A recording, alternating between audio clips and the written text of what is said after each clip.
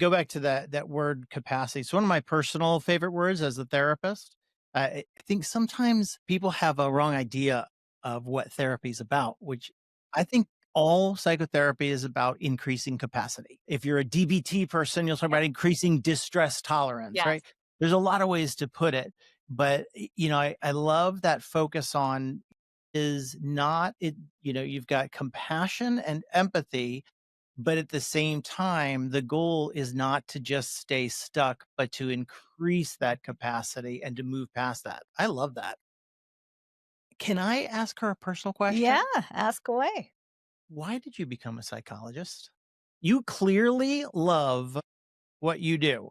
You I do. clearly are passionate about this and really care about it. Why psychologist? So if I'm being 1,000% transparent, when I was in undergraduate school, I was a Spanish major because Spanish is my native language because my parents speak Spanish. And I thought that that was the easiest major to choose.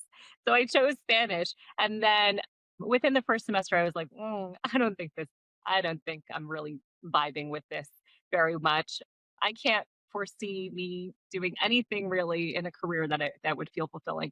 And I was walking with a good friend at the time on campus, and she's like, "I have to go declare my major. Do you want to come with me?" And I said, "Sure." And I said, "What are you declaring?" And she said, "Psychology." I said, "I think I'm going to switch over to psychology with you."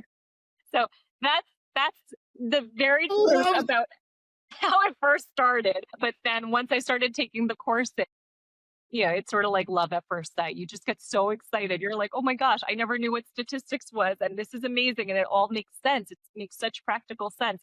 And then you get exposed to abnormal psychology, and I think that that's like honestly the class that like just it like hooks every single psychology student in right, because you're right. so in awe of all of these different disorders that exist, right? Obviously, fast forward so many years later, and you're like, "Wait a minute, actually, we don't need to pathologize everything or over pathologize everything." But nonetheless, that's what hooks us in, right? When we're young. And yeah, and so it's all sort of been that. I mean, it was just by chance that I think I happened to get into it. But then, once like fourth year or third year into undergrad hit, I was like, wait a minute, I really actually what else can I do with this degree?